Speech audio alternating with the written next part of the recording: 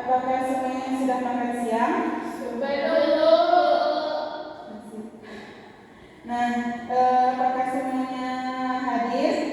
Hadir, Bu. Alhamdulillah ya. Nah, kita bertemu lagi pada minggu hari ini yang bertema pada mata pelajaran kita hari ini yaitu fikih, yang kita mempelajari tentang usul fikih.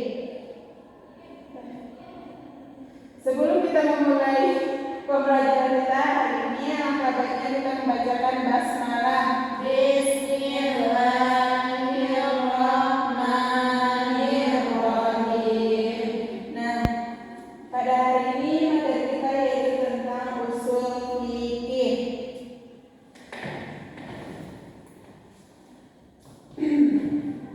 Pembahasan kita pada hari pertama yaitu tentang konsep usul fikih, di mana apakah Anda semuanya sudah pernah dengar apa itu usul fikih? Nah, hari ini kita membahasnya ya.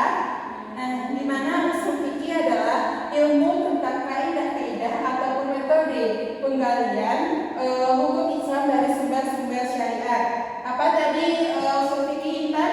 Ilmu tentang kaidah-kaidah, metode tentang penggalian hukum Islam dari sumber-sumber syariat, Bu. Nah, ya bagus.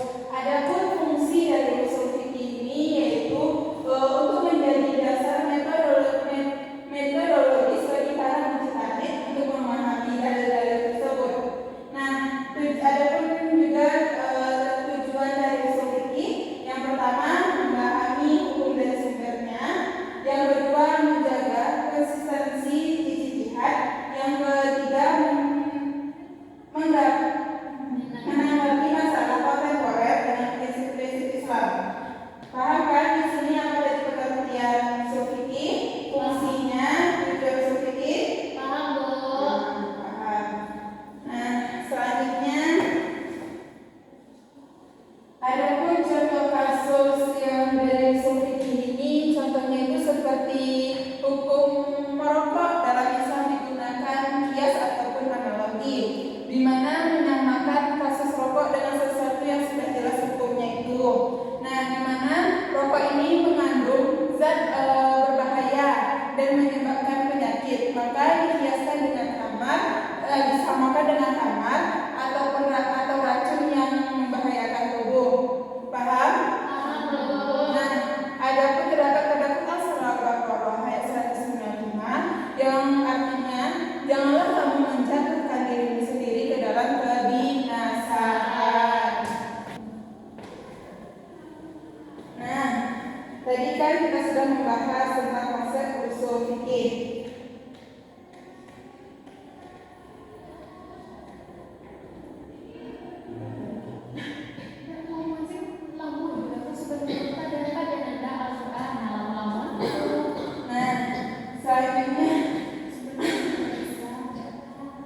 Nah, selanjutnya yaitu sumber hukum usul fikih.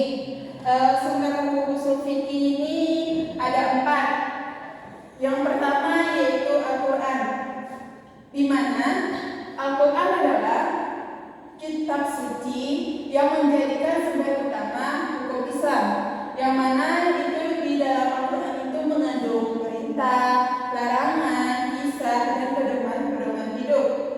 Nah, yang pertama tadi kan Al-Quran, yang kedua yaitu as-sunnah ataupun hadis Nabi Sallallahu Alaihi Wasallam, di mana as-sunnah yaitu perkataan, perbuatan, dan ketetapan Rasulullah yang menjadi sumber hukum setelah Al-Quran.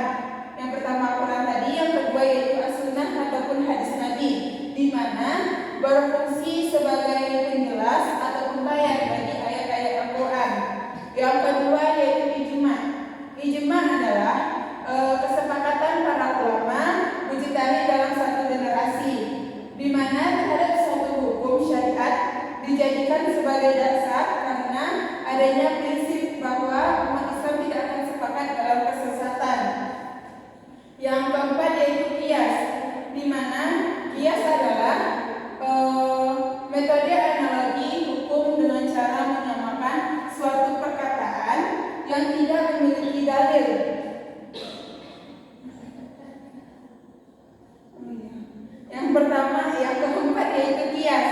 mana kias yaitu metode analogi hukum dengan cara menyamakan suatu perkara yang tidak memiliki dalil, di mana langsung dengan perkara yang memiliki Itu perkara yang nggak beda nak sama yang beda dia itu jadi ada hukumnya yang nggak ada itu pada hukumnya kesamaan beda hukumnya. Nah, yang keempat yaitu kias. Yang keempat yaitu kias, di mana kias adalah metode analogi atau metode analogi hukum dengan cara menyamakan suatu perkara yang tidak ada dalilnya dengan perkara yang memiliki dalil, di mana berdasarkan kesamaan ilat ataupun adanya sebab hukum tersebut. Nah, contohnya yaitu keharaman khamar ini diperluas ke narkotika karena sama-sama memabukkan. Nah, tahamkan di mana apa saja tadi kepada Mirna, apa saja tadi sumber hukum dari usul fikih? Sumber hukum fikih yaitu usul fikih yang pertama itu Al-Quran, yang kedua Sunnah yang berasal dari Islam, yang ketiga itu ijma, yang keempat itu qiyas. Kepada Dara tolong dijelaskan. Yang pertama Al-Quran Bu. Ya. Al-Quran itu kitab suci yang menjadi sumber utama hukum Islam, yang mana mengandung perintah, larangan, tulisan dan pedoman hidup. Yang kedua Sunnah atau hadis Nabi.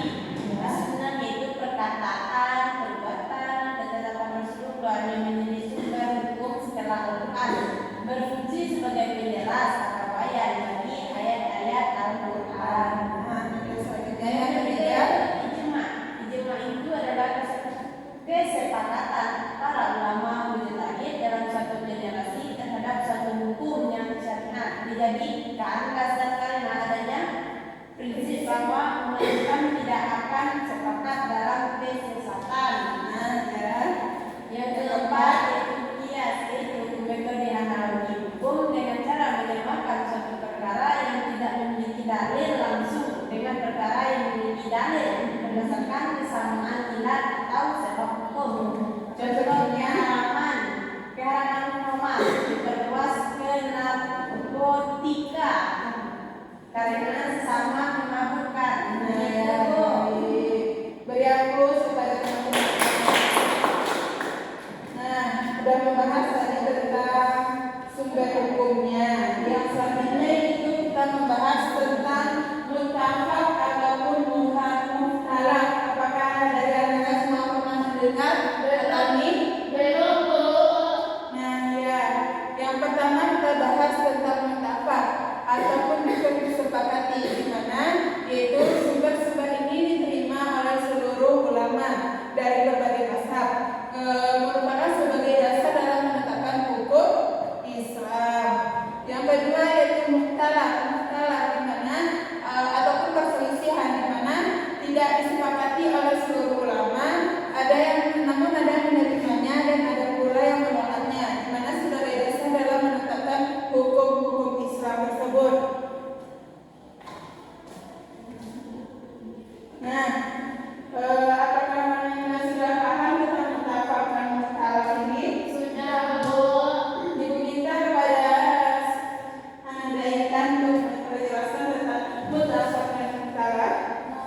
Mutlak itu yang disepakati Bu. Ya. Sedangkan mutlak itu yang terdapat perselisihan.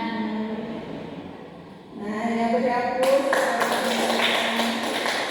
Nah, apakah sudah paham dengan materi kita hari ini? Sudah Bu. Jika sudah paham, Ibu akan melakukan evaluasi dengan menggunakan aplikasi Kahoot. Ibu minta kepada Anda semuanya keluarkan HP-nya dan buka Google Scholar.